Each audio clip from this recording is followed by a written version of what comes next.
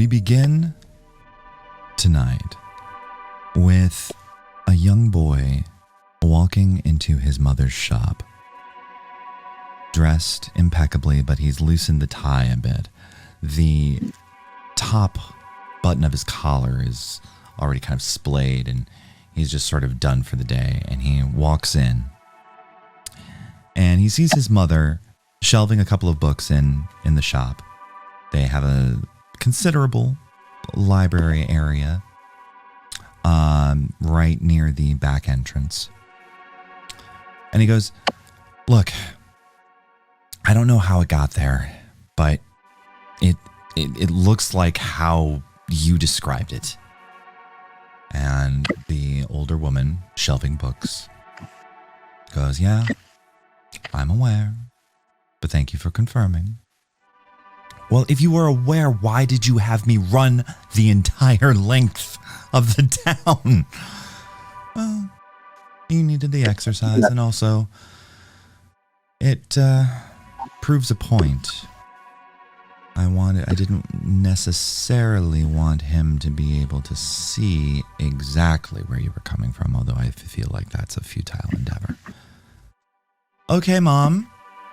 I'm officially confused. But okay, great.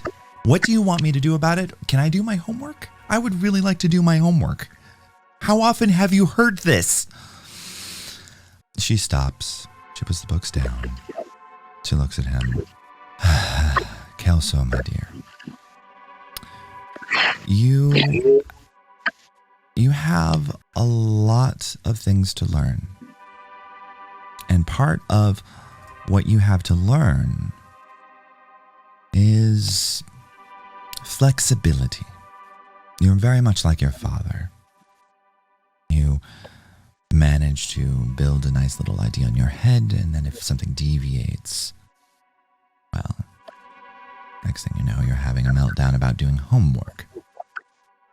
But I think this is an excellent opportunity for you to push on a sensitive spot in the town and maybe get some real change done.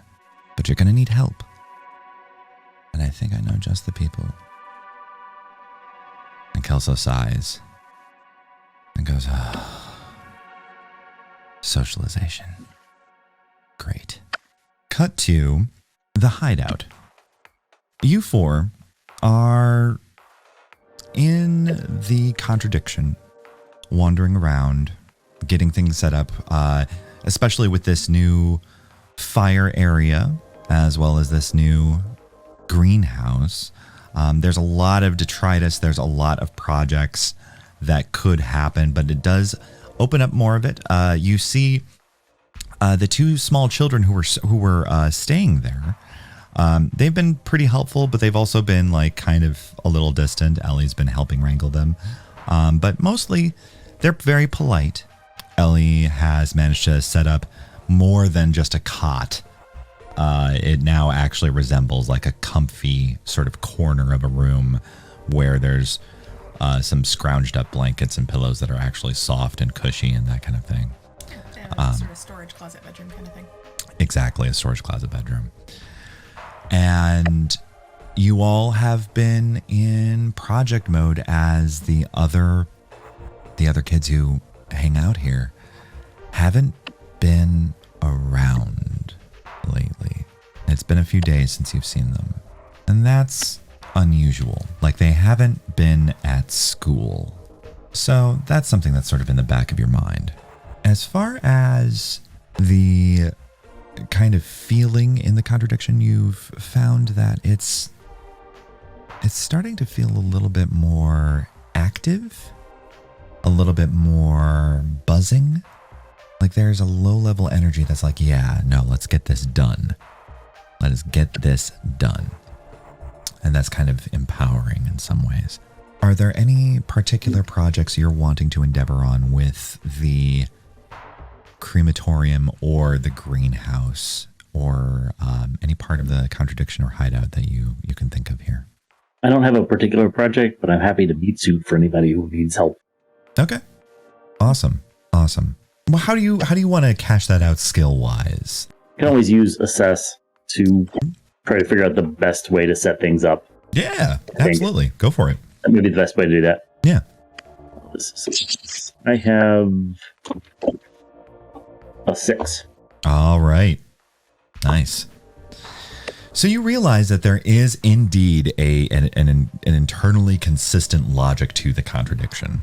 Like this hideout has been used so many times over the generations. It's been used by so many kids, and they keep falling into the same patterns. And that's because there is indeed a way that a lot of rooms sort of suggest usages to each other. How one room flows into another.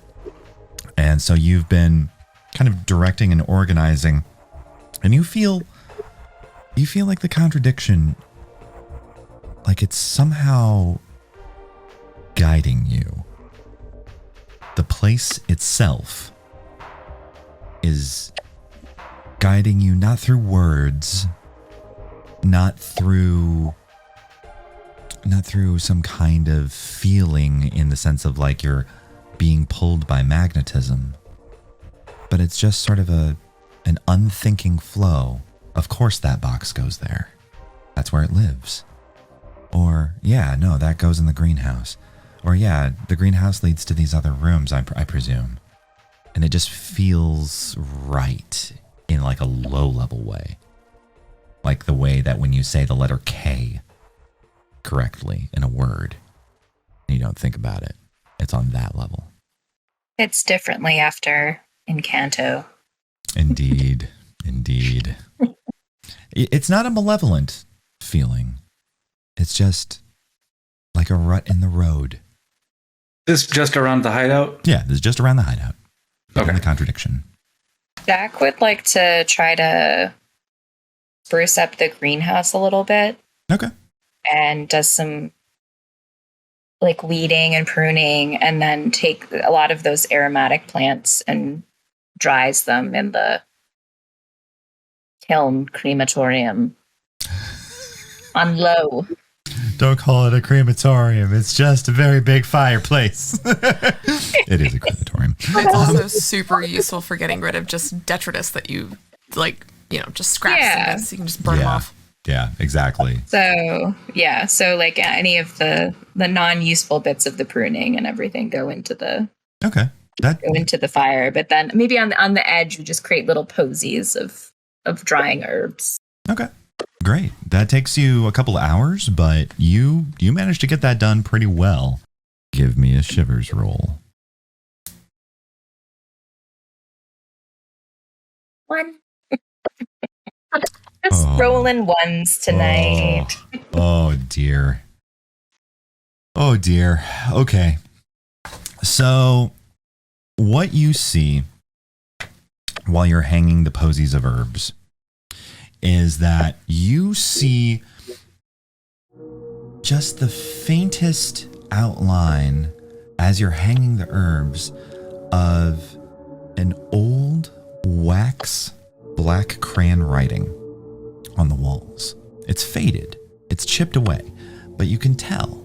It seems to be written by a very young child, and it just says Gladys. And there's a little heart next to it. Well, that's less creepy. Yeah. The heart helps. Mm-hmm. And I don't notice anything else. No, but you do notice that when you're hanging up the herbs, the herbs and the wax remnant are kind of interacting in weird ways. Like the wax is kind of getting on the plants, and the plants are kind of getting on the wax, and it's kind of yeah. Do y'all remember who gave you the keys to this place? Forrest and Gladys Gladstone. Oh yeah, Forrest was your substitute teacher. Yeah. Del, Colt? I'd like to start looking around the tunnels, I guess. See if I can start mapping some of the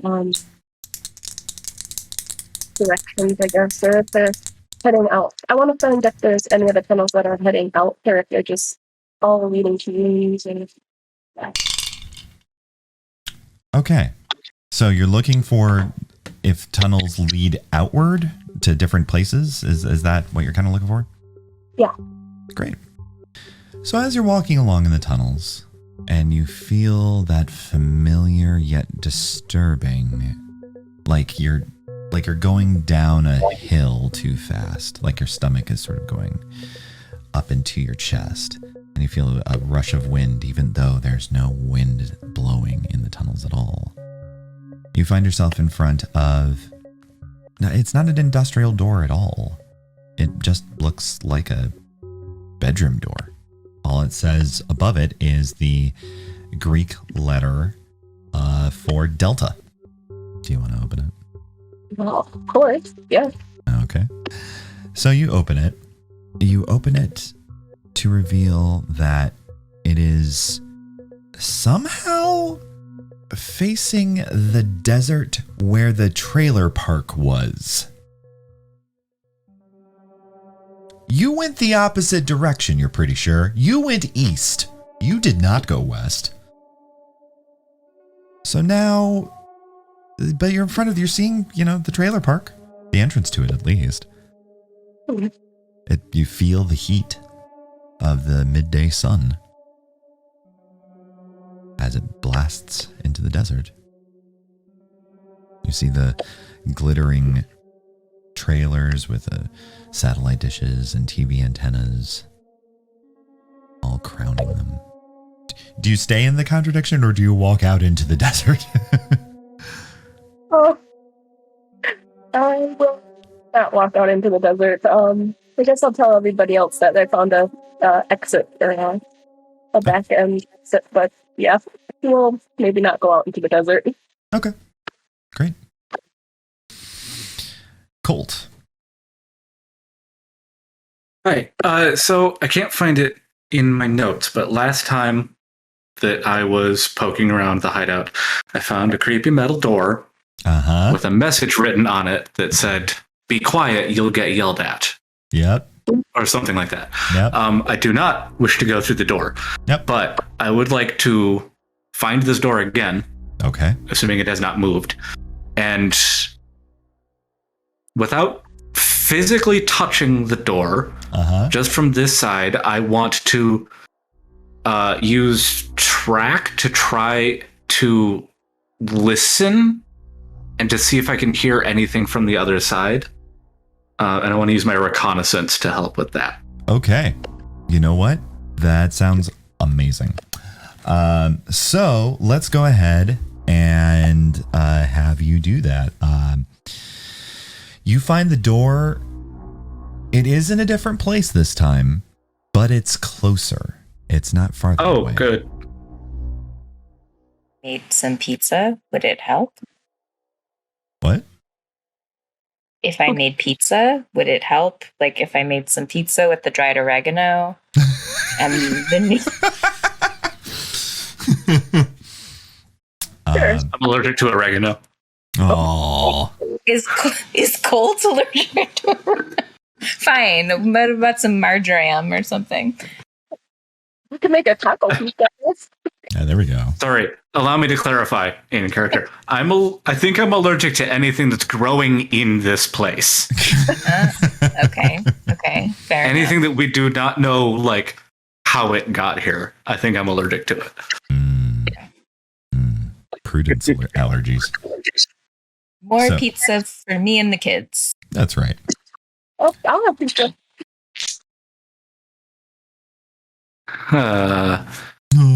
So it is a 1, a 2, and a 4. Take the highest, I believe. Yep, take the highest. Okay, so that's a 4. That's a 4. And your objective with this roll is to... I get a sense of... I don't have echolocation, but I want to try to echolocate anything on the other side of the wall. I want to hear just what I can hear from the other side. Okay. All right. So you press your ear to the door. You slowly... I do not touch you don't. the door. You don't touch the door. Okay. I was very clear. Yes, you were. So... Sorry. No, you're good. You're good. I get it. You're listening. You're slowing down your heart rate in the way that David taught you to do. You're closing your eyes. You are feeling the air pressure, and you slowly get this sense of what's in the current room versus the room you're trying to listen to. And you sort of negatively select. You know that that's this room, that's this room, that's this room. What's in the spaces in between? And what you hear sounds like a very distant thunder. Footsteps walking on glass. And the loud clacking as if there were great machinery arranging something. And for just a moment,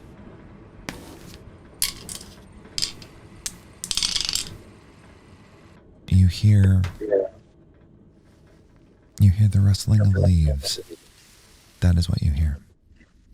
Are these sounds all at the same time or in sequence? In sequence.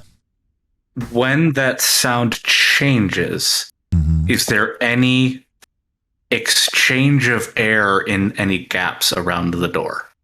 Are there gaps around the door? Good. Look at you. Look at you. That's good.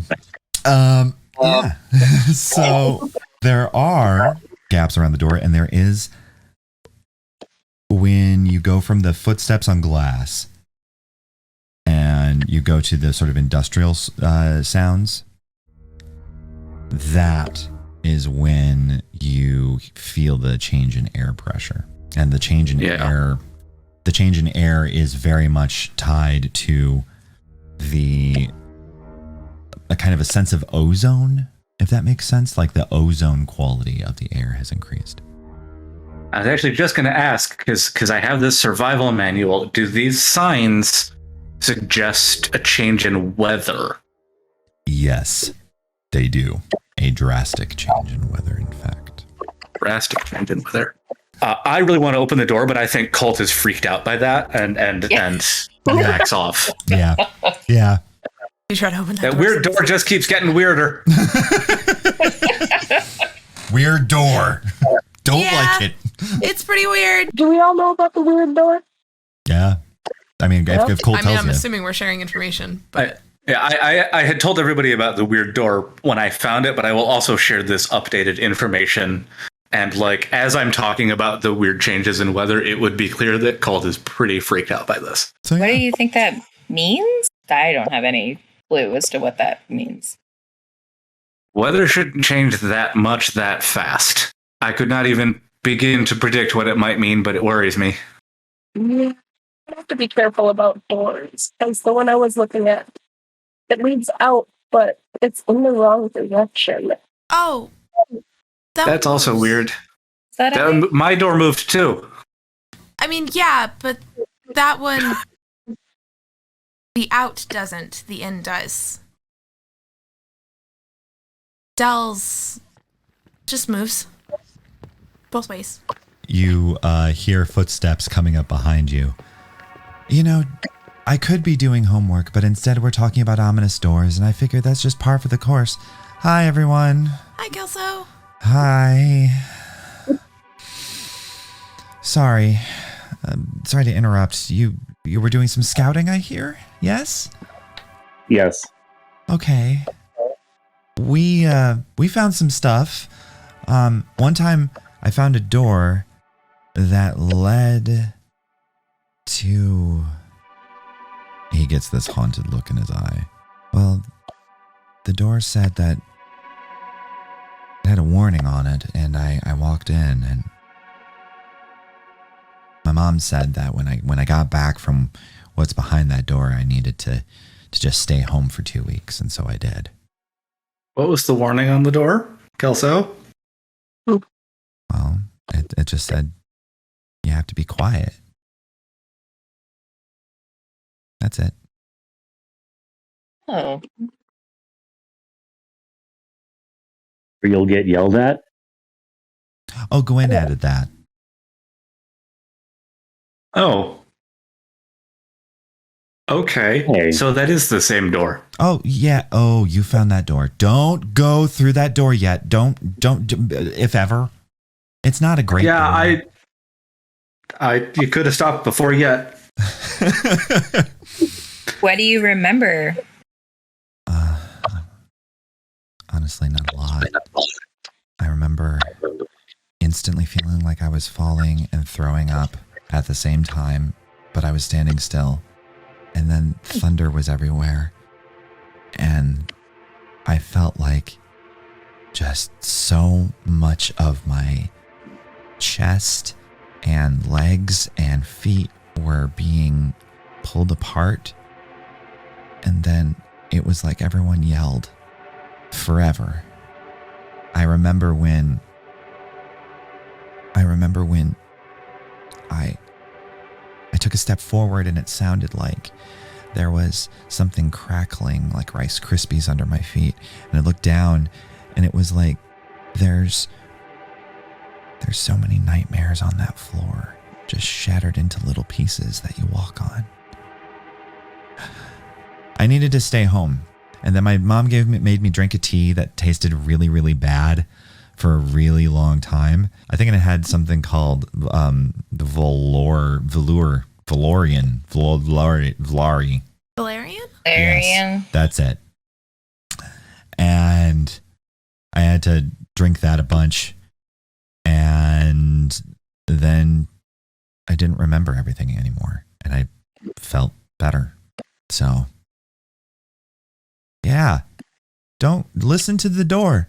Don't be quiet around it. Don't go through it. Note taken. Mm-hmm. Yeah. But I'm not just here to talk about ominous doors. I'm here to ask for your help. What do you need? So my mom won't let me do homework because she gets in these snits. And she's just gets weird. I'm like, oh, there's a new shop opening. And I'm like, okay, so why should I care? And it turns out that this old shop is also an antique store / rummage store / weird store like my mom's. And so I'm thinking, okay, she just wants me to scope out the competition. And then she makes all these sounds about how the dude there shouldn't run it. He shouldn't even exist. And I'm just tired. And so she wants me to go and check it out. And Gwen is really busy. And Crosby, I haven't seen Crosby in a long time. And Charlie keeps saying that, he's okay. He's just holding back something. And look, I'm not the strongest person in our group. I'm here to give people books and tell people things. I'm not really a runner-doer or a spooky, That's not my thing. That's their thing. But I do still have to help because otherwise Mom gets mad and then Gwen and Crosby get mad and then Charlie gets sad because Charlie never gets mad. She only gets disappointed. And I'm just like, oh God. So, yeah. Do you want to help me check out a creepy old rummage store that just opened? I mean, it's better than homework, so I'm in. Okay. Yeah. Can I come? Oh yeah. No, you can totally come, Ellie. Anyone can come here. You're good. How long has Crosby been gone? Has it been the same time as the others? The 6 years? Crosby's been gone for... I haven't seen him in like 5 days. Sometimes he just drops off the face of the planet. I don't know where he goes. He just does weird stuff. And then he's grumpy when he's back. Checks out. Yeah. He's just kind of grumpy all the time. But that's Gwen and Crosby, the grumpy twins. Okay. Lack of communication in this town.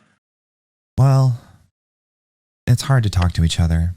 It's really hard to trust each other when you're constantly trying to figure out if the other person is actually just a monster in disguise or is actually going to try and kill you with a weird conspiratorial kind of organization. And that kind of has a deleterious effect on trust. I learned the word deleterious from a book that my mom said once. So, yeah. I put my hand on Kelsou's shoulder. Kelsou, are you here to kill us? No. Okay, good. We trust you. Oh, Are good. you in a cabal? No, I don't think so. What's with the suits? Oh, I just like dressing fancy. They make me feel powerful. All right. Denim makes me feel powerful. That explains a lot. What? What does? Colt's denim thing. Yeah. Yeah, I mean, we're both doing the same thing. I like my dad. He goes out to the big city and he buys me these nice little tailor clothes. Anyway, so everyone, you want to come check out the weird rummage store with me? Yeah, everyone's cool with this? Yeah. Okay. Yeah, let's go. All right. Any supplies y'all want to take with you? Go ahead and take them. But keep in mind, you're just going to an antique store. Needful Things won't be published for 2 years, so That's I go right. in thoroughly unaware. That's right. Empty out my backpack. Nothing in this town is just. Yeah. And some belladonna and some nightshade. Just, I want to grab some goldfish from the snack store, and actually, do we have the equipment yet? Jonathan has been pretty busy. His leg's broken? His leg's broken. But y'all knew that. Yeah. Mm-hmm. And He got munched. He did get munched.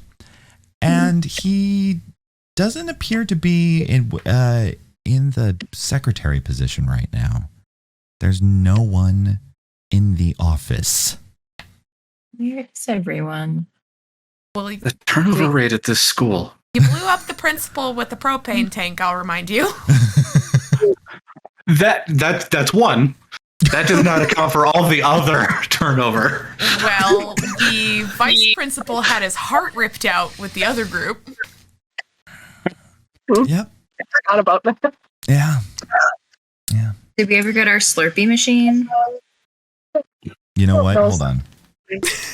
Let's see.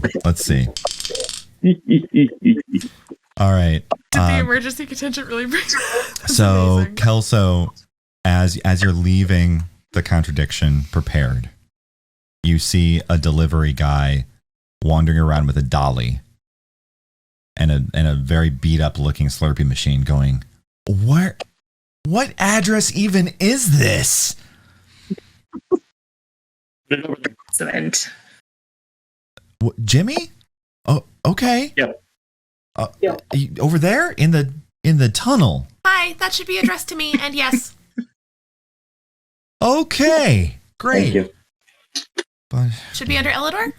yeah, it's under Eleanor. Yeah. Hi. Hi. Do your parents know you've ordered this? Uh-huh. Okay, great. You know what? Not my problem. You just be careful. Don't let it fall on you. It sure isn't your problem. Thanks. He goes in and he delivers a kind of beaten up Slurpee machine, but it's functional. There should be syrups with this. Is that going to be an additional shipment, or? It's gonna take a minute. I know that the guy back at dispatch was talking about it, but I don't handle those deliveries. I just deliver the machines. Okay, thank you. Yep. I'm gonna give him a $2 tip. Wow. Ooh. Never. Is it a $2 bill? Yes. Yeah, Jonathan seems like the type to pay us with 10 $2 bills. Yes, that's correct. Huh. $2. Noted. If I tip anybody, it's all going to be in $2 bills now. Yep. All right. Thanks, kid. Weirdest job I ever took. Jesus, what the fuck? All right.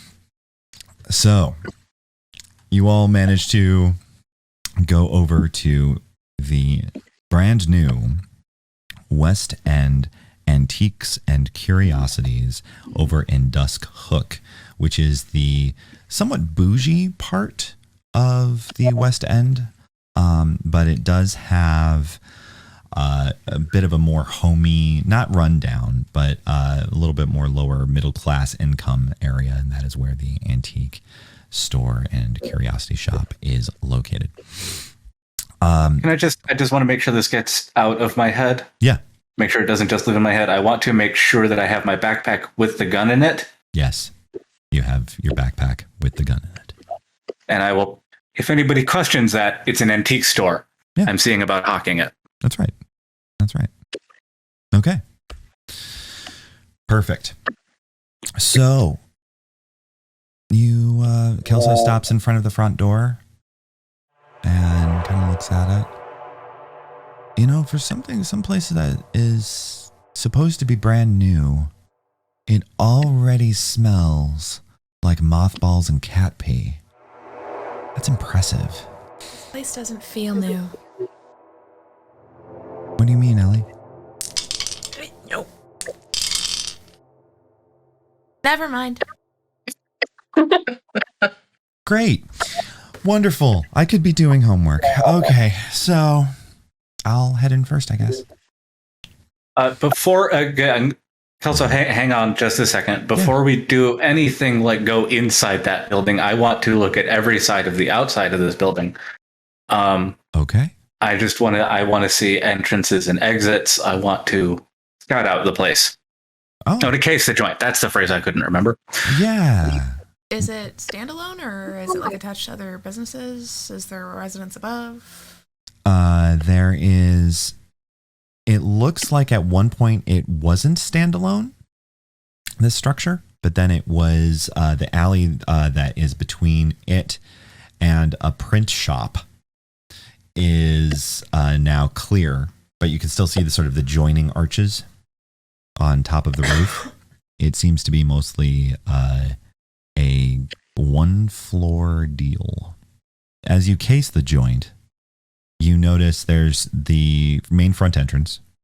There is a back loading dock that has a driveway that leads to the parallel street up the next block, so that way loading trucks can get in and out. You can see a couple of garden level windows, so the place might have a lower level, but that might be just for boiler stuff.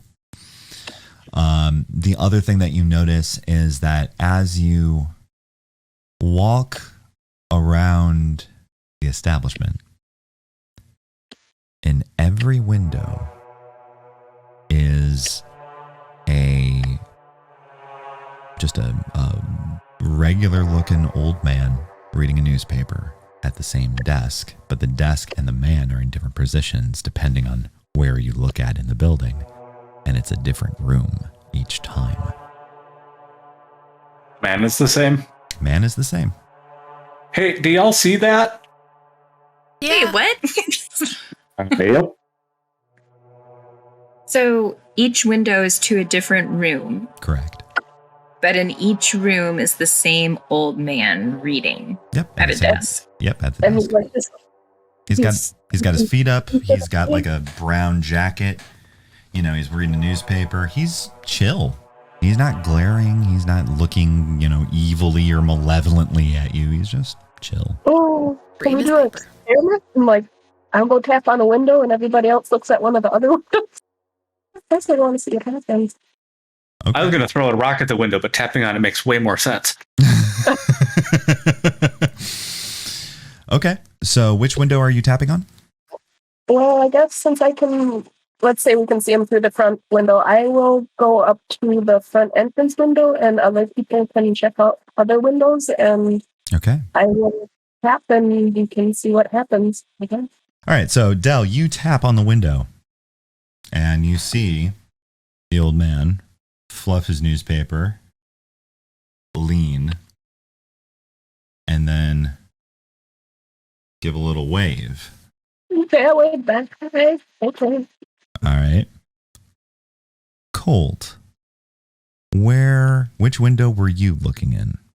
I mean, for the sake of making it as different as possible, I will actually do what my first impulse was and throw just the smallest pebble that I can find. Not something that's going to damage a sturdy window, Right. but huck it up at the top floor. Okay. Oh, no, it's a one-story building, Yeah, wasn't it? one-story building. Yeah. So there is not an upper one. Never mind. Yeah. So I will just go to the other opposite side of the building and tap on a window. Okay. So you tap on a window and you see the old man. He just slowly turns towards you, smiles, and nods. I tap 2 fingers on my wrist. Do you have the...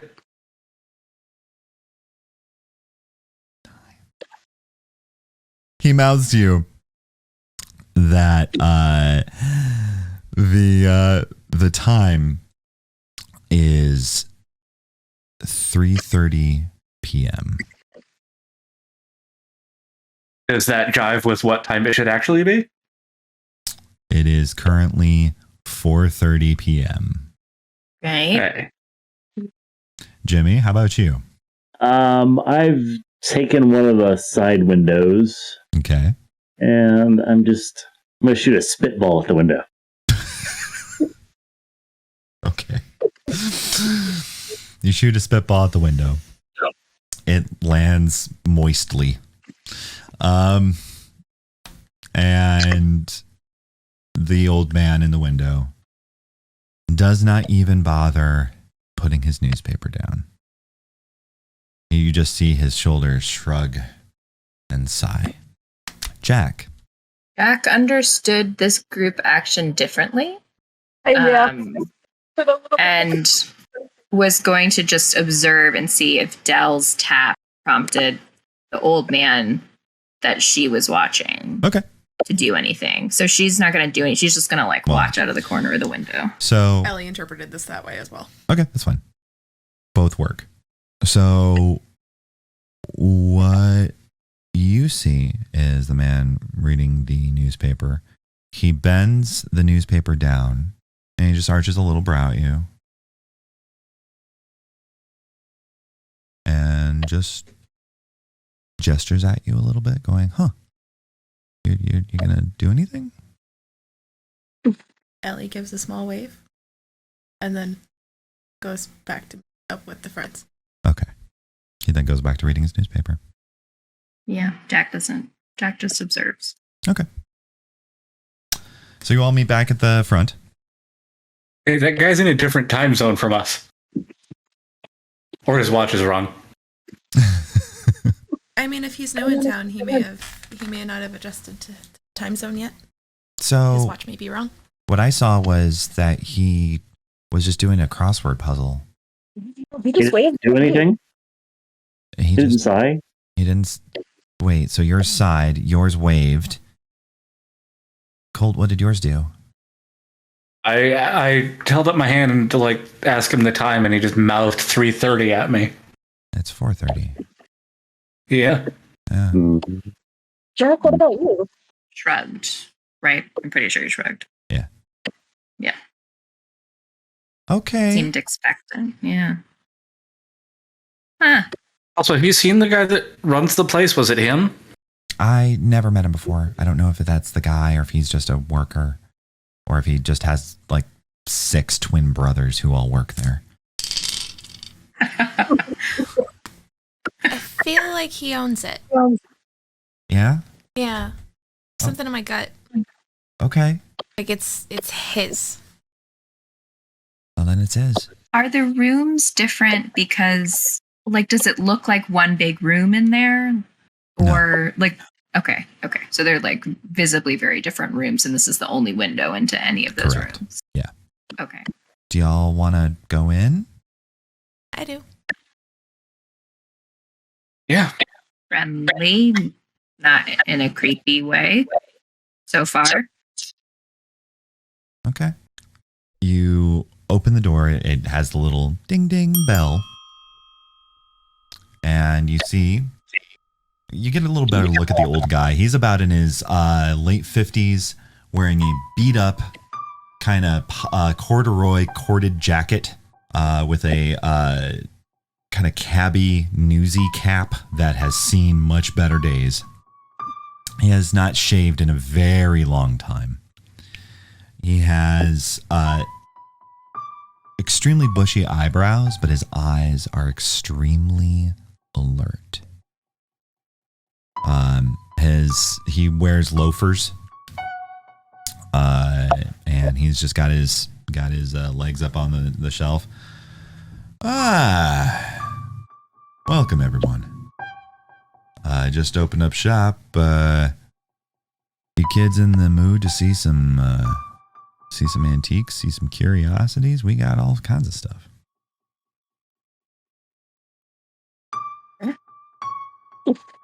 Kelsou goes up Hi. I'm Kelsou. My mom runs the other curiosity shop in town, and she told me that I'm supposed to say hi and introduce myself and see what's up with your store. Huh. That seems a little... Well, I won't comment on it. People have different parenting practices. That's fine. I can assure you, your mother, I'm not seeking to compete with your mother. We're in different trades. We're doing different things. And I am more than happy to help out in any way I can with your mom's shop. Okay. Great. How long have you been here? That's the question that Gwen usually asks. I'm just asking those questions. I can hear you. You're not actually whispering. Okay. So, how long have you been here? Well, I've visited Briarsvale a couple of years ago, and I found that Briarsvale was very charming. It seemed like a nice, quiet place to settle down, and I'm getting up to a lot of different hobbies in my old age. And so I figured I'd try out getting rid of some of the stuff I've accumulated. So, how long have I been here? It's been a very long time. And I think it's been... Yeah, will be about 4 years. Well, that's Sorry, sir. Can you repeat that? My attention wandered looking at that neat thing there. Oh yeah, there's an interesting story behind that particular clock. It's doesn't work, but it's a great showpiece. Supposedly came from the remains of a czar's inheritance. Whether that's the truth or whether it's just some weird hippie from England making a four-handed clock, I don't know. But sorry, my attention wanders a bit. I just want to make sure I heard you right. Can you say how long you've been here? Can you say again how long you've been here? Oh yeah, Will has been sorry. I've been here 4 years. I'm sorry, how many sub-trades are there within the curiosity worlds that you're not competing? Oh. Well, Mario tends to deal with texts and books, whereas I will have been solding objects, not books. Kelsou turns pale. How do you know my mom's name? Relax, kid. I'm not here to make veiled threats. I did my homework before I moved in. You're good. What are the other hands for? Oh, the hands have for the strange passings of seconds, at least what the user manual says, what the strange passing of seconds means. Well, I don't want... No.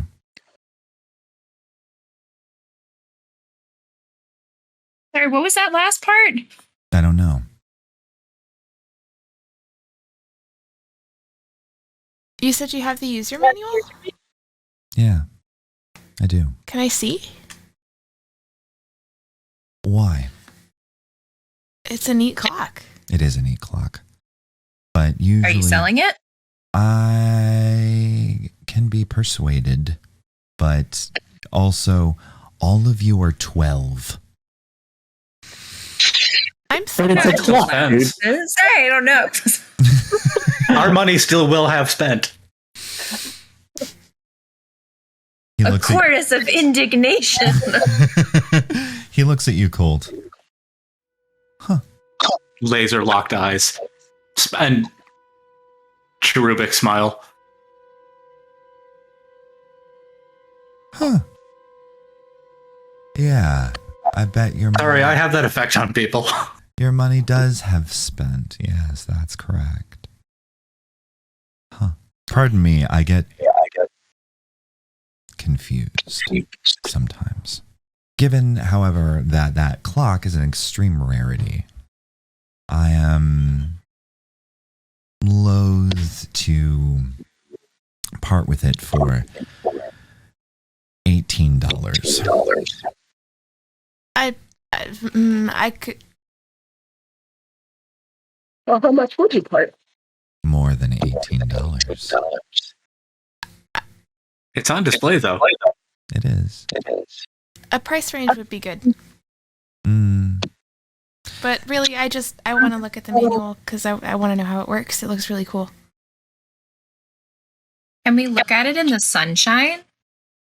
Yeah, can No, you touch it? I don't want to move the clock or anything. I just want to see the manual. I want to know how it looks cool. Sunshine. But if that's the problem, I'll just go look at other stuff. No, it's fine. It's fine.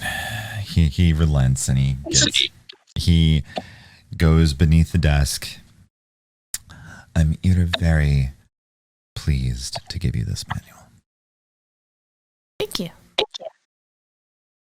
Ellie just starts looking through it and like looking at the mechanisms and seeing like what the hands are for.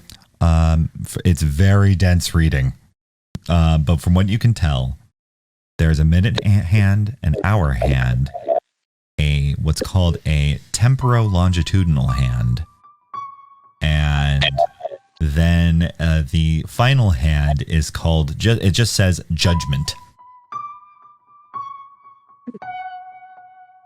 Are the other two hands moving? No mechanism is moving yet. Are the regular hands moving? Nope. Okay. Ellie's gonna close the manual and gently pass it back over the counter to him. Not sliding it. Book that old, you don't slide it. Ah, thank you. Thank you. The same man that we saw through the windows? Yes. Okay, just clarifying. And one other story point. Doesn't this town have like sort of a repelling quality for outsiders? It does. Okay.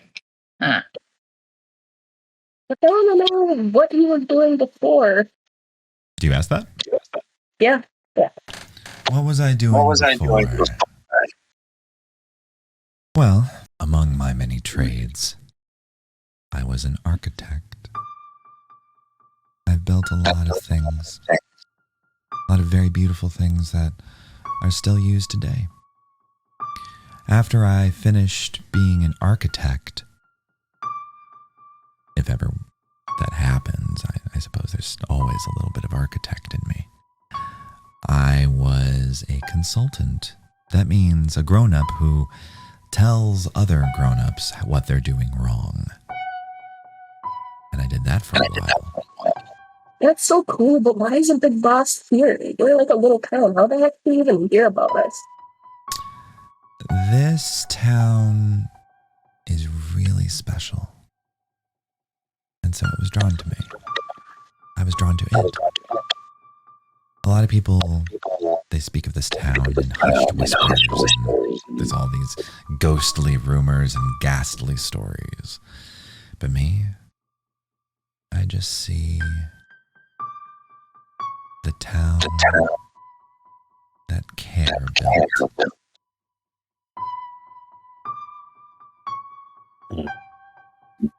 A town that cares? Okay. I understand the skepticism. I really do. You're in a very vulnerable position. I've heard the stories. I know what lurks in the night, supposedly. What lurks in the night? You don't. Oh, all sorts of monsters and goblins and ghosts and horrible things. I mean, I get that it's all very Irut, but even if it's Irut, then sorry. Even if it's the case, then there's still peace to be found here. You just gotta equip yourself. And maybe that's the real reason you came here, Mr. Kelsou. And Jack, and Jimmy, and Colt, and Dell, and Ellie. I'm sure you're. Did you say yurt? I did not say yurt. I'm sure it's probably a shock that I know all of your names. But don't worry. I'm not here to hurt you. I'm used to that. Apparently everyone knows who I am. Not for the same reasons. You knew how much money I had in my pocket, so honestly, the name is less of a surprise. I'm more interested in the yurt at the moment, but I am confused about that as well. Eruet. Everest? Very good. Sometimes I get confused. I forget how to pronounce words. Backwards? Backwards, scrambled, backwards, diagonal. It's all very, very, very, very odd to be here. In this time. At 3:30. Yeah, 3:30. It's an odd time of day, don't you agree? 3:30 is just a weird time. This is a very weird time of day. I'm going to take a look around. Yes, I encourage you all to take a look around. I am absolutely sure you all have something lovely waiting for you here. Are there any other people in the store besides you? No. Do you have siblings? He puts down his newspaper. Sorry. Thinking about family. Families, no. Yes. Yeah. They're colleagues. But we've worked together for so long that we might as well be siblings. Can I read anything that's on the paper? I also would like to try to get a look at that newspaper. Go ahead and roll me anything in recognition. I'm going to roll assess. Okay. I will roll track. No. All right. You can do it. Look, I can hear an argument for it. Can I study? Yeah, you can study. So yeah, I want to compare what I saw through the window to the paper that's in front of me. Should this be a group action? You know what? Let's make this one a group action. This is getting complex. Who's leading it? Who do you want to lead? I will. All right, Jimmy's leading. Means anyone assisting takes on one stress to add 1d to Jimmy's roll. All right, I'm rolling 5 dice. Yep, 5 die. I got a 6. Nice. All right, so what through the silent coordination of your friends here, you've put something crucial together. The dates on all of the newspaper articles are different. The paper has the headline story is from 1989. The byline story, the sort of fold line story, is from 1972. The subsequent article next to the headline story is from 1961, and so on and so forth, including one from 1901 and one from 1872. Do they just go backwards? The ones that you can see just go backwards. How many times have we been here? Clever. Well, strictly speaking, In this particular iteration, you've been here once, which is right now. In the totality of iteration, you've been here, well, many times. Jack doesn't know why they asked that, and it came to them sort of on the spur of the moment, and this answer perplexes her deeply. So, yeah. Hey, sir, I'm kind of dumb. Can you explain that? Oh, sure. This is your first time here in this particular universe. In other universes, you've been here many times. And when you add them all up, well, that's a pretty big number. So when you're talking about other universes, are you talking about like metaphorically? Sure. I mean, I don't want to stress you stress your day out, kid. Forgive me for not finding that convincing as responses go. I'm not terribly. Are you a person? Oh, what do you mean by person? He puts the newspaper down, smiles.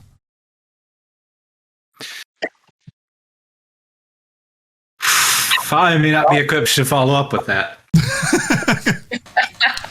Colt, human being, Colt, brain and eyes and a heart and a soul and. Oh wow! Feet. All those presumptions. I do have feet.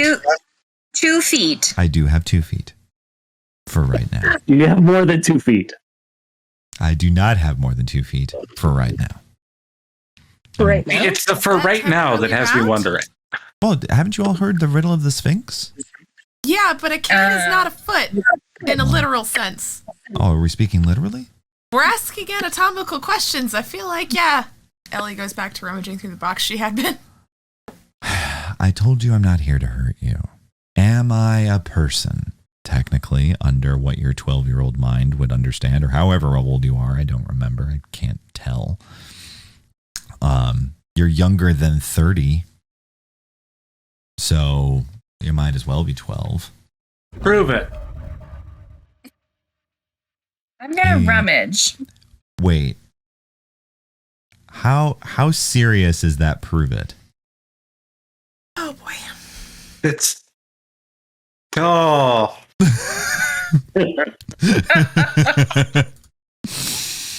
Ethan's gonna roll a die that's just for Ethan, not for Colt. Yep.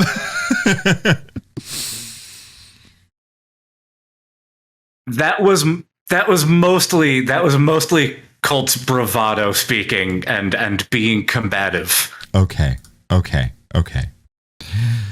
Good. Because this whole encounter is very strange, and Cole is starting to feel anxious. He looks at Cole, and for a second the smile just vanishes. And then he looks closer. And then he goes back to smiling. I don't think you want me to do that. Instead, what I think you want to do is help your friends figure out what's in here. Because there's something lovely in here. Something especially important for one of you. But, I'm just the curator. But you're not going to tell us who it's for, or what it is. We have to find it. Well, I'm here if you need help. And if you need help finding it, I'm not going to sit here and torture you. That's not my bag. That's my colleagues. You said you get confused, right? Yeah. I think the word you wanted was proprietor, not curator. Oh no, I didn't get that confused. I'm a curator. Of failure. I mean, think about it. Think about a rummage store, right? People donate their things, or they die, and they leave things behind. And all these things represent unfinished projects. Like that clock over there that you were so interested in. Yeah, that was the project of a British eccentric. Word has it he opened the door, stepped inside his clock somehow. I don't know how he did that. And was never to be seen again. The clock was a failure. That Wrong Last Unicorn vibes. Okay.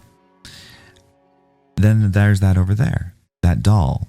And you see a desiccated, horrific looking doll that absolutely looks like it would kill you in the middle of the night. Jimmy goes into another room. We'll get to Jimmy. That doll, as horrifying as it looks, is the result of a toy maker's failure. It just fell off the conveyor belt and into the thresher. It's there for someone to make something out of that failure. Or even all this jewelry. Failed little gifts. Everything is failure here, and I curate it. I love it. It gives me purpose. Jack is rummaging and humming Wouldn't It Be Loverly? What was that? And Jack is rummaging and humming Wouldn't It Be Loverly? Wouldn't it be lovely? Yeah. And inching further and further away. I'm making you all nervous. I'm sorry.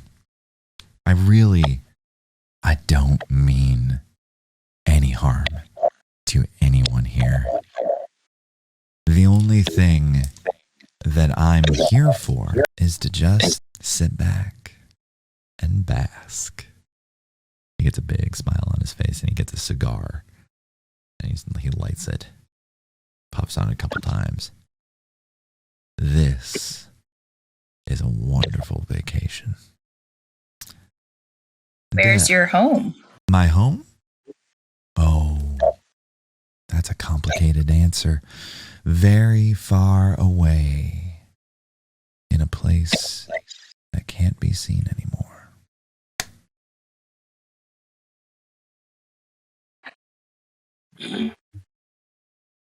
Kids, look. Everyone's real nervous. And I'm just going to come out and tell you. Dell, there's something here for you. You're going to go past that hallway to the left, go take another right, and then go down 3 doors. And then the door on your left is the one that you want. If you get lost, don't worry. Just call out my name, which I suppose I should introduce myself. Yeah, that's nice. Walter.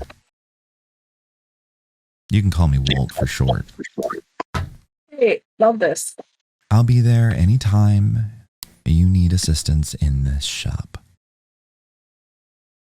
Is there anything for the rest of us? Oh, there's plenty for the rest of you if you look hard enough. I mean, well... Oh. Yes, Dale? You're an antiques sort of person. I run an antique shop, yes. Have you ever heard of a 13-numbered pool table ball? He leans back. I've heard of 13 hours before. Yeah, I look back and said, yeah, I sort of took a couple things from the house when we went on the field trip. You are enterprising, Dell. Colt, you're going to find something of your parents if you look hard enough. Jimmy, you're going to find that one piece of evidence that might exonerate the very person you're worried about. Sorry, that was a very loud motorcycle. And Jack, somewhere in here is a field guide and a history at the same time that explains exactly how this impossible oxbow got here.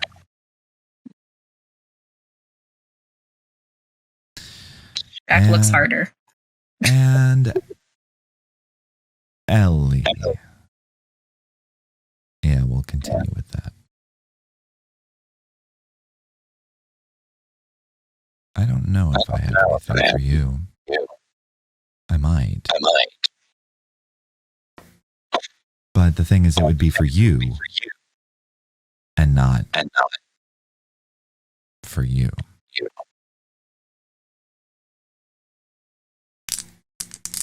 What? He looks very steadily at Ellie. There's no malice in his gaze. There's no evil. There's no malevolence. Just patience. What did you say his name was again? Walter. Walter.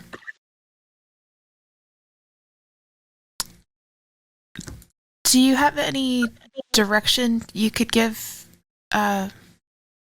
any of the others in finding their thing? Yeah. I mean, Colt's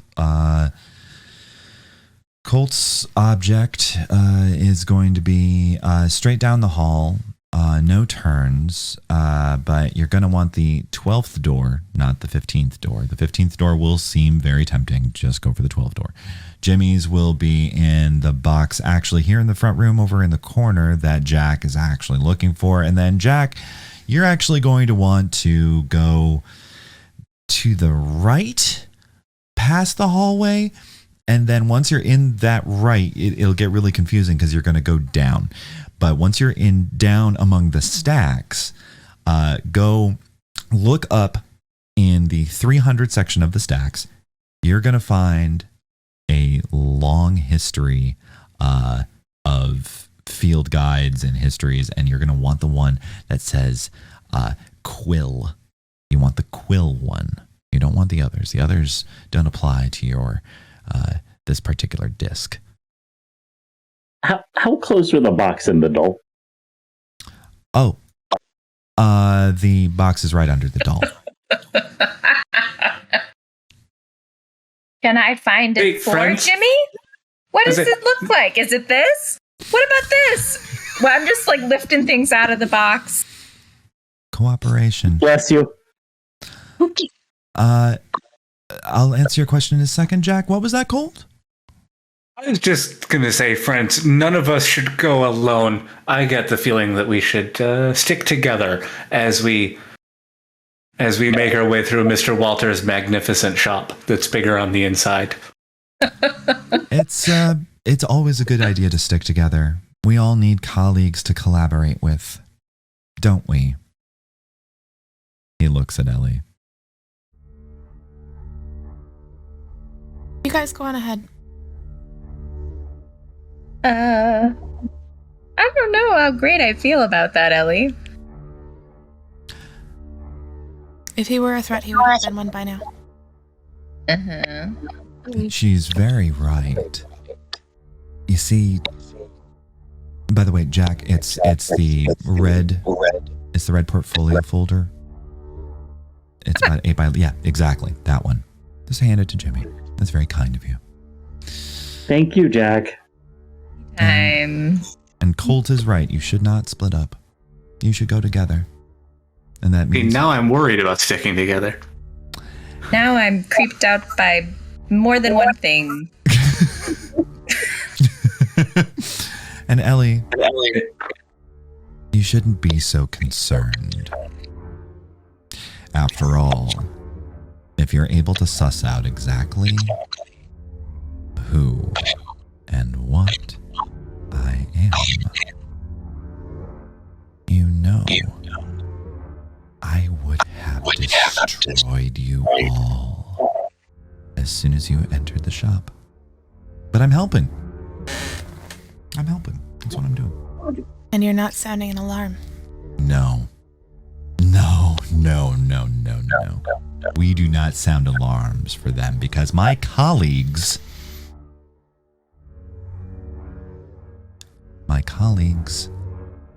are limited in scope. They are destructible. They all have their eyes on one prize. Or should I say two? But I'm not interested in that. I just want to get that over with so we can move on to the actual goal. The thing is, though, I don't appreciate the way I get treated by my colleagues. And so you know what? My biggest passion is failure. The decay of everything. The eclipse of all judgment. All is a universal quantifier, and I am included in that. And so, here I am, not sounding the alarm, not setting hordes upon hordes of horrible things down your throat. Here I am, wanting exactly what you're doing now. Asking questions, finding things, continuing your march. I do not want to interfere whatsoever. Do you want your colleagues to fail? I want them to learn a little humility. If you want your colleagues to fail, do you want us to fail too? Oh, failure's inevitable for us all. But I'm not here to set up a direct failure. If you're wanting to expedite, that would seem to be the move. Yeah, it would. But again, I'm patient. You're all young. So young. Practically a blink. He holds up his newspaper to the crossword puzzle. You all are like this. He points at the crossword puzzle. Each of you a word, working together with just one single part of yourselves, interlocking. But the thing is that sometimes we can't choose the puzzle we've been assigned in. Sometimes we don't choose the words that our letters help out.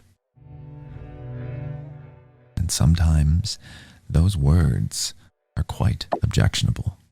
Kind of Are makes you an sense. objectionable word? Me? No. No, I'm actually the most pleasant of all my colleagues. What was your question, Jack? Oh, I just said that kind of makes sense. Yeah, I know. I First thing. I deal in a certain kind of rationality. In fact, you could say I'm an architect of it. All right, let's go find our things. Good plan. Yeah. Grandfather, by the way. 5 down. Freestanding timepiece. Thank you. Ellie turns and walks away. I'll light a match in your honor. I don't feel good about leaving Ellie behind. Oh, Ellie's coming with. Yeah. Okay. And they said what they had to say to each other.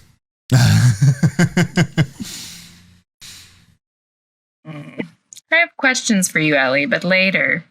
Yeah. Ellie looks confused for a second and then perks up and goes, okay. Right. Do the stacks? Yeah. All right. So you're all heading to the stacks. As you're going through in the sort of very cramped, it's very much like if you've ever been to the University of Michigan Hatcher Graduate Library, like it's one of those places where if you're over 6 feet tall, it just the space just punches you in the face all the time. It just like bruises everywhere. This place is here to bruise and wound you. Not because it's hostile, like in a malicious way. It's just so small. And it's a good thing we're all tweens. Exactly. It's like, oh yeah, I totally know what that's like. I think Crosby's the only one that's getting towards 6 feet. Exactly. You see a huge amount of strange field manuals. The field manuals to places you've never heard of. Places you're not even sure are places. But you find the Quill editions of a field history of Bryersvale, Colorado, 1824 to 1987. Huh. It's a thick 3-volume set. 3 volumes. With illustrations. All right. Full color plates. Very nice. Yeah. Do they have the little tissue paper over the plates? They do have the little tissue paper. Okay. Putting those in the backpack. Maybe I wrap them up in a flannel or something. Okay. As you're putting the first one in, you from impossibly behind you, like could not have possibly been there. There's Walter. Oh, I forgot to give you wrapping paper in a bag. Oh, you already have a bag. Here's your wrapping repop paper. Yeah. Do you need payment? Payment? Oh, you've already paid me.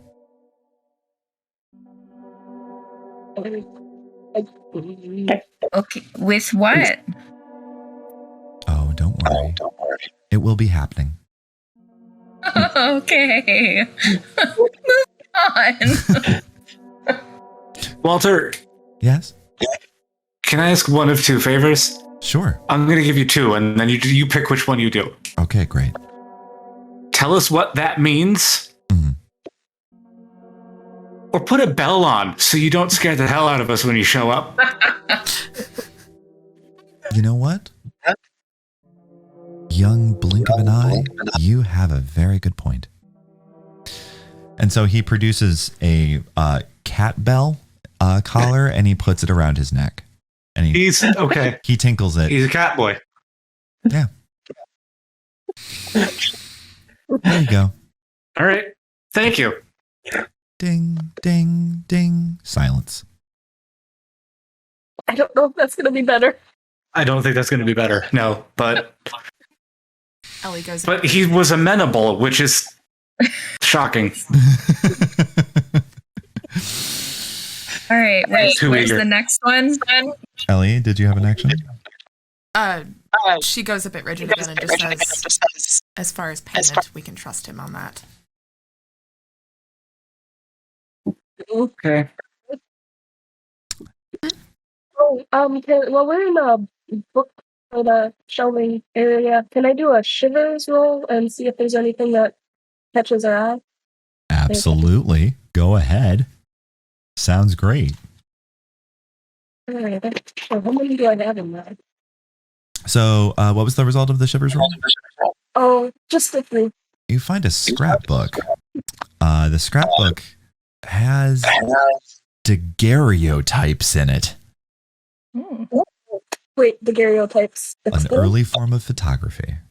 You notice in scrawling handwriting this very ornate calligraphy. At the bottom, there's a very severe young woman looking off in the distance in the desert. And it just says, Constance looking towards the future.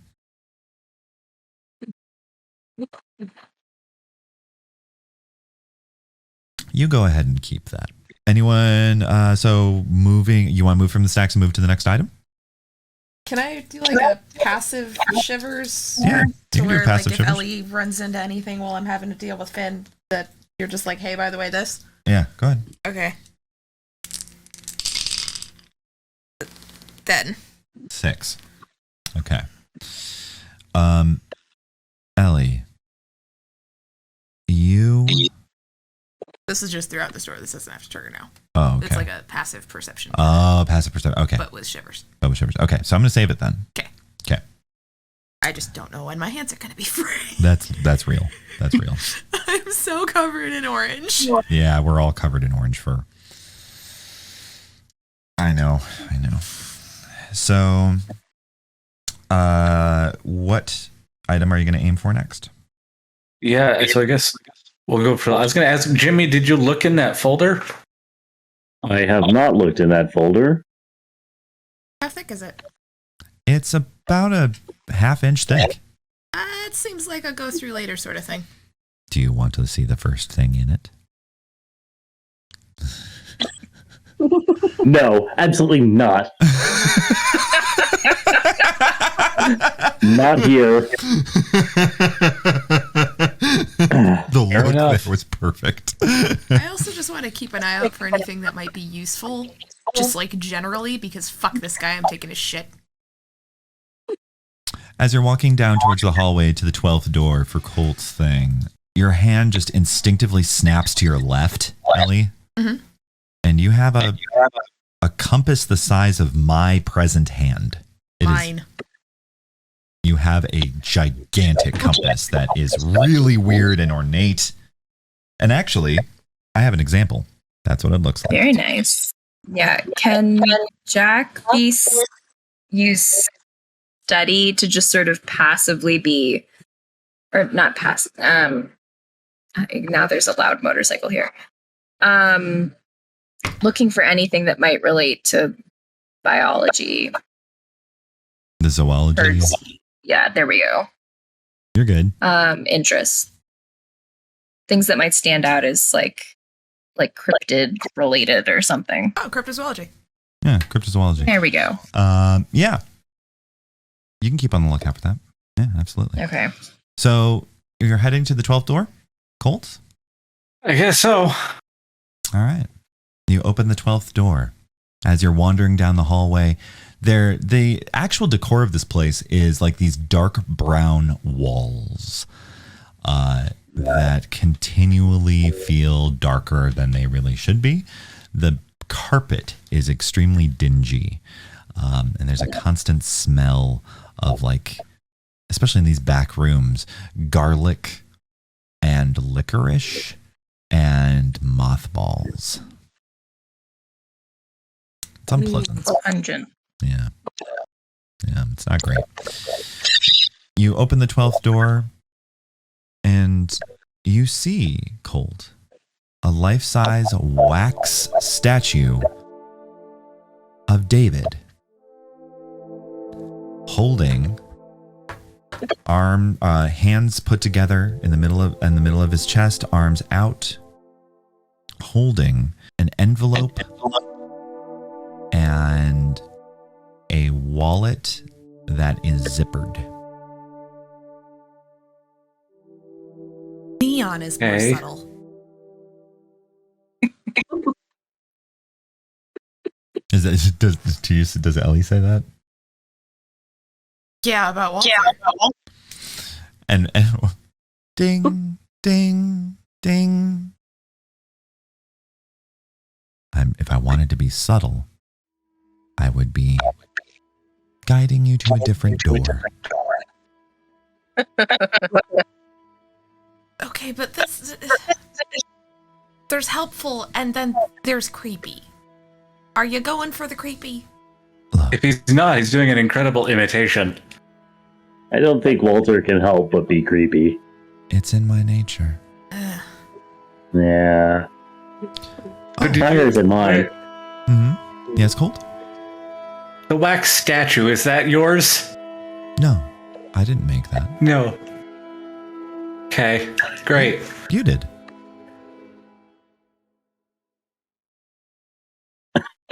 Sure. I'm just gonna take that as a thing that you said, and we'll come to that eventually. And I'm gonna go and take an envelope and a wallet? Yep, and you got the envelope. He leans forward. Oh yeah, the envelope, the wallet. Where's the locket? Oh, I know where the locket is. And he goes over to the wax statue. He pulls the chin down, and it makes a distressing noise until the mouth opens. And there's a little slot in the mannequin, and there's a locket in it. It's slightly waxy, but he hands it to you. There you go. Sorry about that. I cup my hand under the locket so that he can drop it into my hand rather than touching this man.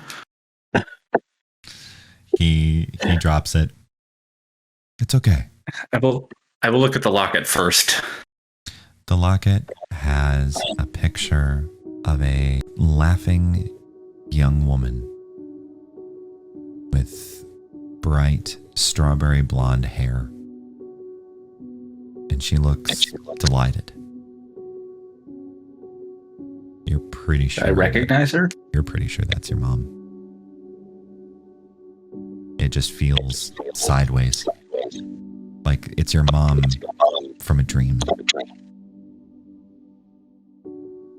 So I think with that, those in the room would probably see the blood run out of Colt's face. There would be an extreme reaction to this. And then he just kind of shuts that down, closes the locket, and moves on to the next object. Can't deal with that now. That's going at the back of the brain while I deal with the other stuff. You're a very brave Blink. I am sorry for the pain. Sometimes it's necessary, though. You're doing great. Ding, ding, ding. Silence. Not a compliment. I didn't take it as one. I guess I'll check out the wallet next. The wallet has nothing but photos and little tiny notes, and also, strangely, a really mangled, like it's been sort of cut into strips at the bottom, a Rider-Waite tarot card of the Hanged Man.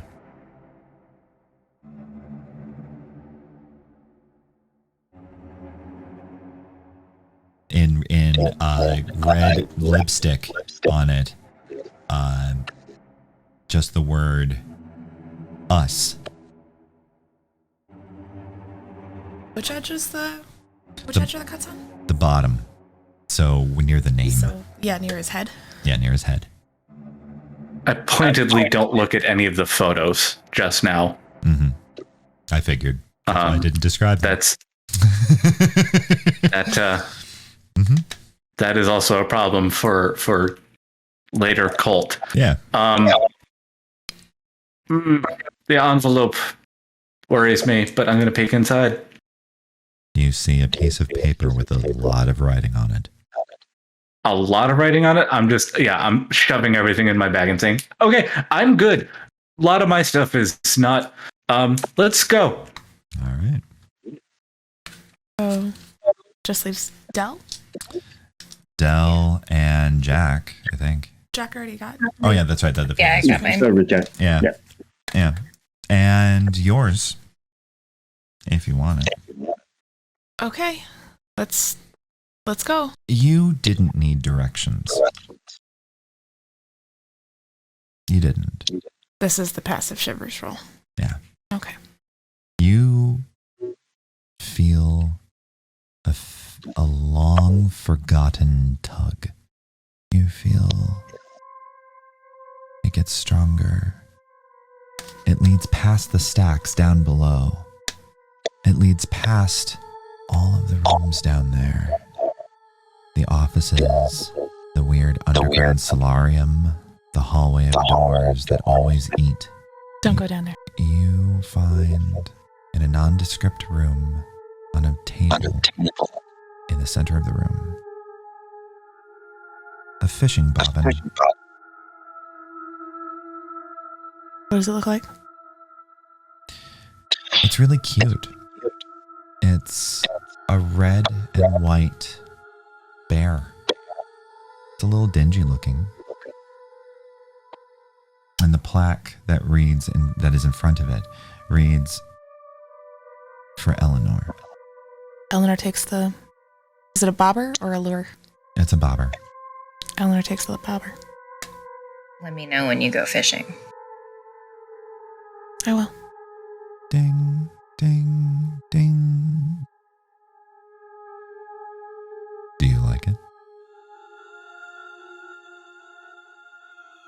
What are you playing at? It's better if you have that, not my colleagues. I'm doing you a favor. It's appreciated. I don't like your favors. You don't have to. It's okay. And really, they don't come with strings. That's not how I work. No, you let us tie our own knots. You do that anyway. Anyway. Not if. Yeah, Jack? I'm saying not if you have the right fishing line. Eleanor here can tell you all about fishing. She's a good fisherman. You sure have a lot of hooks. I do. Not nearly as much as some. But We should get dolls, then we should go. probably a good Yes. plan. Ding, ding, ding, ding. I don't remember exactly where we were supposed to go, but It's It's okay. on the ground floor at the very least. past 2 doors into the. Yep. You got it. So you head back up, and as you're making that left turn, a door opens on its own. What appears to be a businessman in a torn, charred business suit coming out, staggers and sort of presses himself against the wall, and he goes,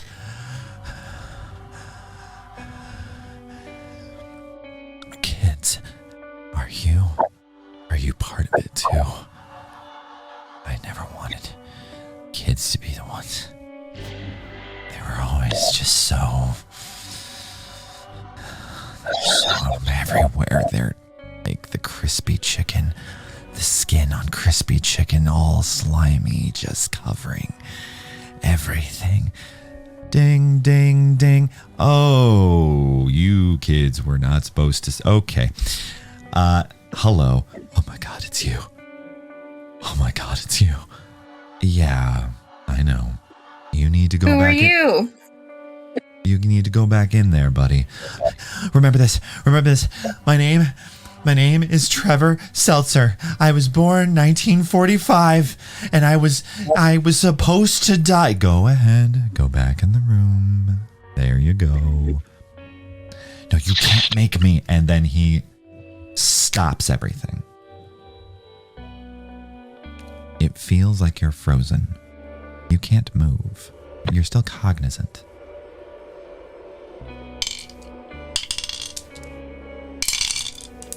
He walks over to Ellie and whispers something in her ear. And then he goes back over. As you can see, you can hear me, you can see me, you can think, but you can't move. It's because time has been stopped in the way I like to stop it.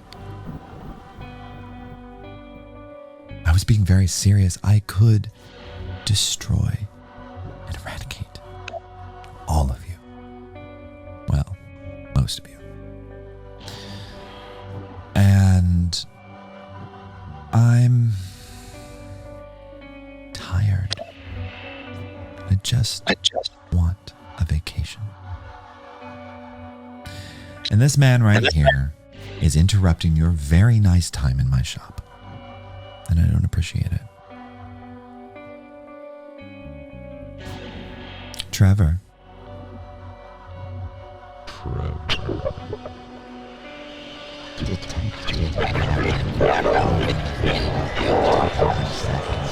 This interaction is no longer useful. I deem this whole process complete.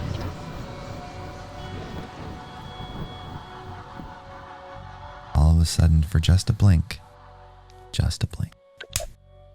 he's not an old man. He's a very old, tattered plague doctor. And then he's back. Goodbye, Trevor. You were useful for a time. And he touches Trevor's middle of his forehead. And Trevor proceeds. It's as if the middle of his forehead became a vacuum that the rest of him is sucked into. The blood, there's no gore. It's all just this absurd, like his flesh was sand and sucking into this particular black hole in the middle of his forehead. Until finally, there's nothing left but a wordless scream. And a bit of dust on the floor. Sorry you had to see that. I can make you unsee it. But, I figure it's as good a warning as any. Anyway, you're almost there. Ding, ding, ding. You're unfrozen. We need to get out of here now. We need Dells first. Sure. Alright. I did not like that. No. Okay. Hey, Del, lead the way. Alright, start running down the hallway, I guess. All right. You're running down the hallway. You make it to the room. You bust in. You're ready for action. And it's a TV. It's an old TV and VCR. And the channel is on channel 4. And there's a tape marked for Del.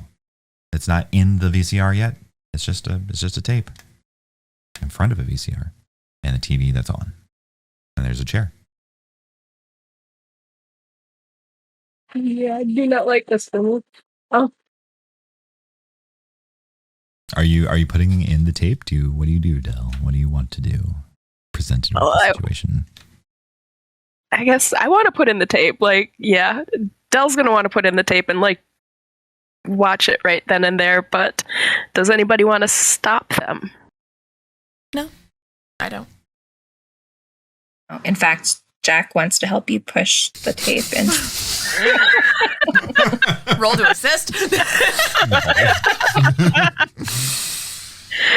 Do I have to do the whole sit in the chair and get frozen in place thing? You sit in the chair and you just feel comfy. Okay. That's it. All right, roll the tape then.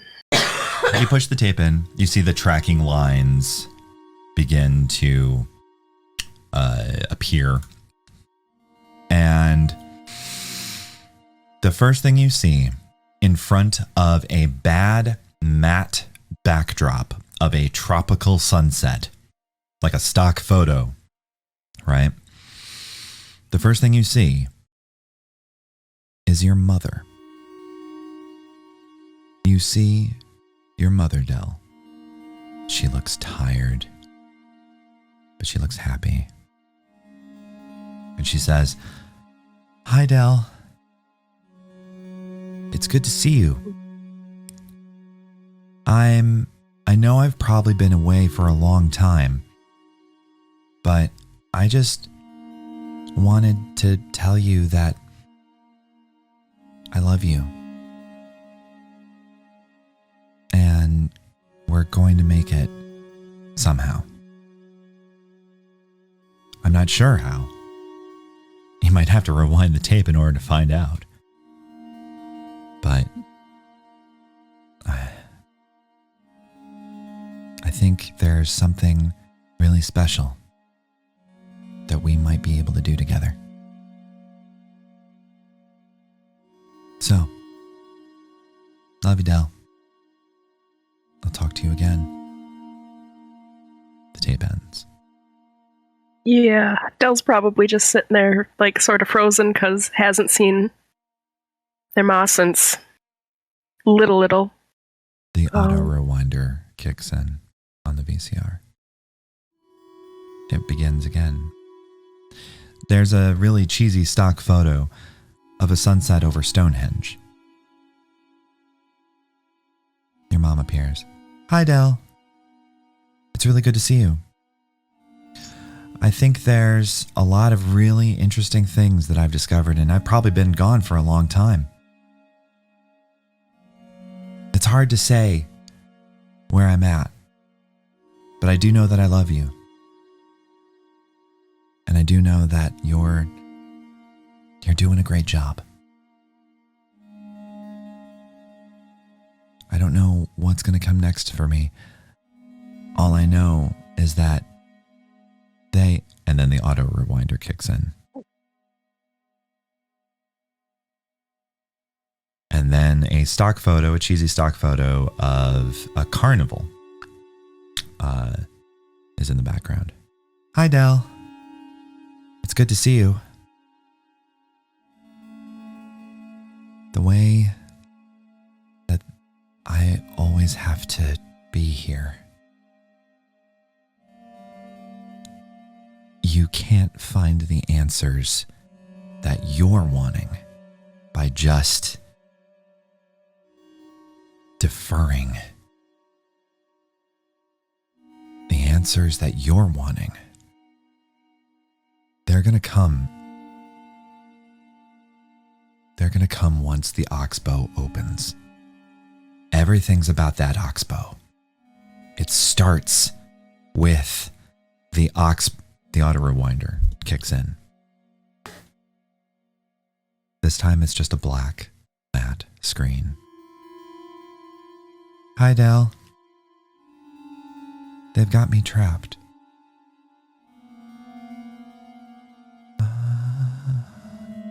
She breathes strangely.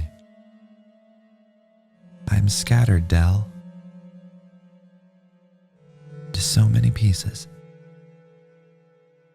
But you can just rewind the tape, can't you? They're telling me about doors and how to open them. They're so cocky. The thing is, I know a place that they don't know. Or maybe they do. Maybe they made it. We'll find out. All you have to do, auto rewinder kicks in. This time, it's the desert. The bleak plate desert. There's no mom. There's no anyone. It's just the desert with the moons. There are things erupting out of the sand, creating right angles like walls. You see that it's gotten quite complex now. It's starting to look like a maze. In front of the maze is a pedestal. You feel the heat of the desert coming through the television. All of you suddenly feel like there's a hot, biting wind on your skin. Del, you feel a hand on your shoulder.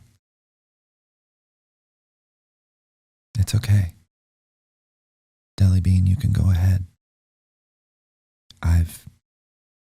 They're quiet now. And you're in the right place. The TV screen widens and lengthens. Silently. There's no creaking. There's no stretching noises. Nothing breaks. It's just suddenly larger. It's large enough for you all to walk through if you wanted.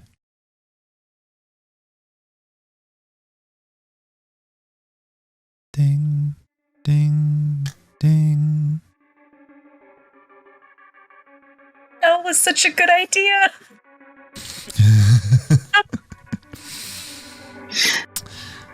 Ah, good. I assume you've seen it. Otherwise, this wouldn't be open.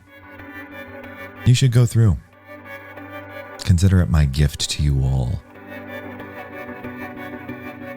But it's Del's to keep. How do you know my mom? The better question would be, how does she know us? To answer your question, she meddled.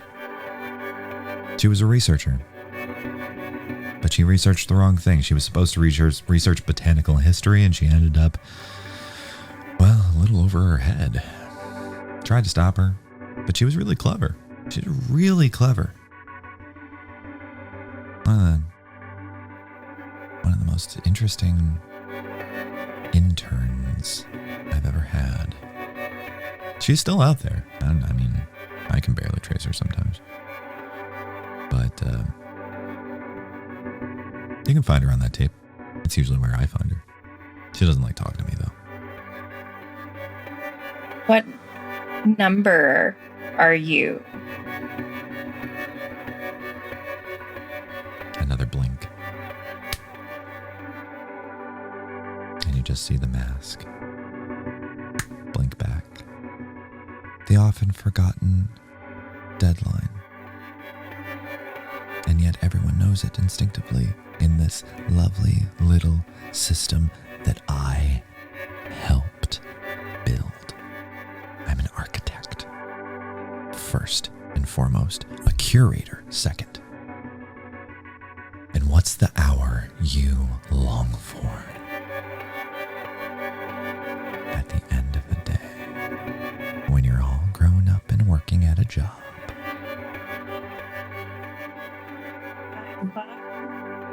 Bingo.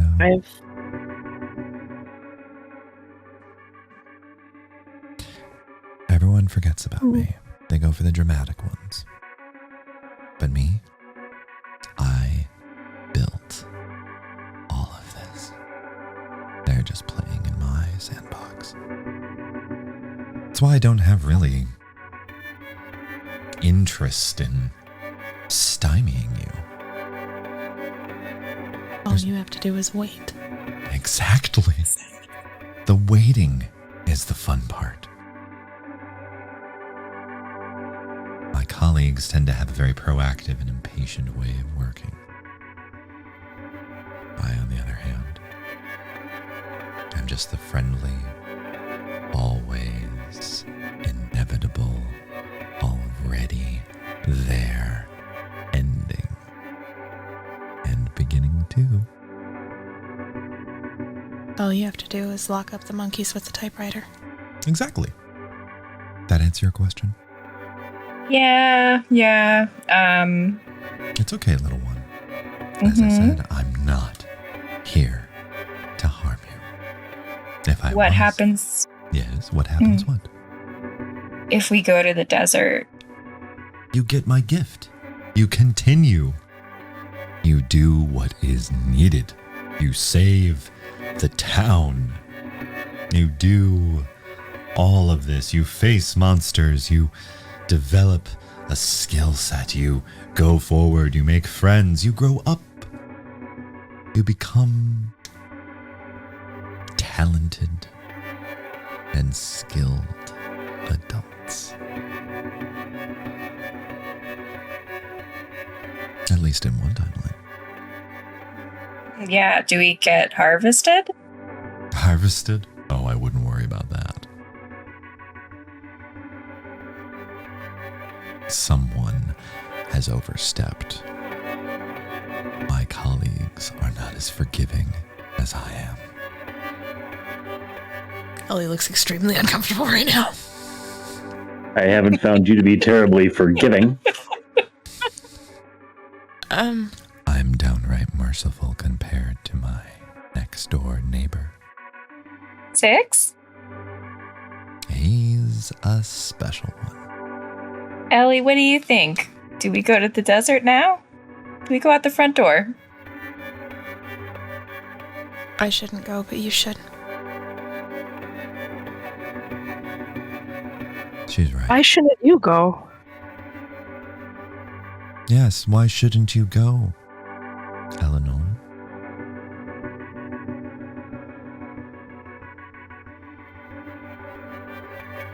Ellie looks confused for a second. Huh? Oh. I see. Okay. We should get what we came for and leave. You know Will what? I find my mom if I go through this? Eventually, in a manner of speaking, yes. And Eleanor. It's Ellie. Sorry, Ellie. He produces a small business card. It just has the number 5 on it. Hold this. It won't hurt you. In fact, it will do the opposite. Ellie takes it. You better hurry up. It only lasts 30 minutes. Go on. Back to the desert, guys. Here we go. Right? We going? We 30 doing minutes this? for me or 30 minutes for you? 30 minutes for you. In your own experience. Appreciate it. Of course. Ellie goes in. Jimmy, Colt. Yes? What? Are you going in? Yeah, Yes, so. And Jimmy, I follow Ellie. you're doing great. Hey. Loosen up a bit. Just breathe. You'll need to do a lot of breathing. I can't breathe in here. You take up too much of the air. I suppose I do at that. This is the worst joke I've ever told, but tick-tock. I'm on a clock. I got 30 minutes, let's go. His laugh sounds like the chimes of Big Ben and a carillon and an alarm all at once. Sorry. Sometimes I let it out. That was a good joke. It's 5 o'clock somewhere. And then I go into the desert. It is indeed, Jack. You hear the same clanging laughter. This iteration amuses. When for that axiom gets cashed out, you shall at least know some taste of relief. He walks out the door. Ding, ding, ding.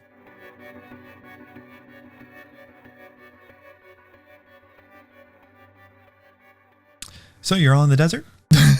Yeah. Yeah, I guess I took one. Yep, I jumped through, I guess, last, and yeah. All right. You go into the desert. There's a faint music in the air now. And you see on the pedestal, you're going to see something that looks like this. You feel the end of all things. You feel like there's a sun somewhere, a star dying.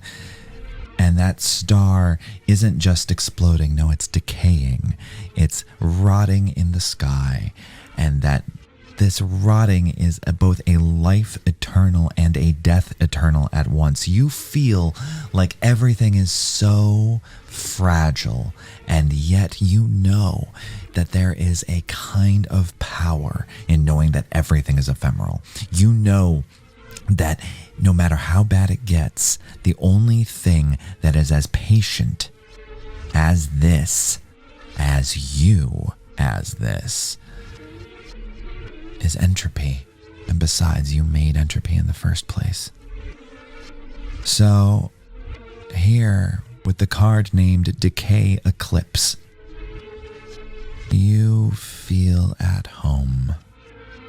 You feel like you have finally found your center, and you know that you have time enough to find your mom and anything else that attracts your fancy, because you will rot so much slower than the rest of this existence. as all of that absorbs into you, all of you are back outside. And Kelsou's as white as a sheet. Oh, I forgot about Kelsou. What's Kelsou been up to? Kelsou, let's get you home, buddy. Guys, there is so much stuff in there. There's a lot of stuff in there. Oh, I found this weird LP. It was addressed to me. It says Kelsou right here. You see it. And you see it says the Mormon Tabernacle Choir. And the cover says God is in.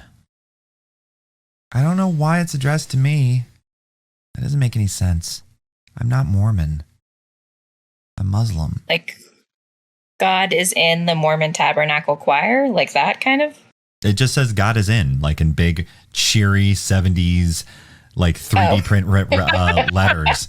Like that's the name of the album. God is in. Like the doctor. How funny would it be if he was in the choir too, you know? Right? So, yeah, I think I need to go home. I don't know what else to do. Are you guys Did he okay? help you? Like, did that help you? I have no idea if that helped you. Well, Walter, he came up to me and he's like, your mom will know what this means. And soon you will too. And I'm like, what? He Sounds was like you should give it to your mom. Yeah, I think I should give it to my mom. But I don't trust him. And anyway, I think we don't necessarily have to worry too much about him. No, you've always already paid. Exactly. Plus, look at the store. The store now reads a for sale sign. Oh, good. It is abandoned. Lovely. However, when you look into the windows, you just see floating in the void an old man with a newspaper with his legs up on a desk, and he just winks at you. Well, I'm taking Kelsou home if anybody wants to come with me. Yeah, let's get him home first. Yeah. I want to investigate the almanac at some point. Yeah. Or field guide, but we could do that another time if we need to. Yeah. I still have the tape, right? Yeah, you still have the tape. And I would like to investigate the book that I got, the photo book. Yeah, absolutely. Scrapbook. Mm-hmm. Scrapbook. Oh, dear. Mm-hmm. All right, so you walk Kelsou home. Mariam's already waiting outside. Kelsou hands the album to Mariam. Here, Mom, I checked it out. I went in. He's really weird. But then we went out. He didn't hurt us exactly. He just was kind of creepy. And then we went out and then it was for sale again. And she went, what did he give you? Well, this. And she looks at it. He has a sick sense of humor. Thank you. I'm sorry. Have we met before? I'm Mariam Al-Zuhar, Kelsou's mother. Mariam is my trusted grown-up. Mariam knows me. Oh, yeah. Oh, and hi, Ellie. Hi. It's good to see you. Good to see you too. Hi. You all look really tense. Yeah. You could say that. Kelsou, Thanks. Kelsou, you may have undersold what happened. Well, I just said what was happened to me. Come on inside. We'll have some tea. How about ice cream? I have ice cream too. Sounds good. All right, I'm in. Yeah. As you go into Mariam's shop, she looks over across to the east side. She frowns as the music of Calliope's as the music of orchestras and symphonies begins spreading across the river.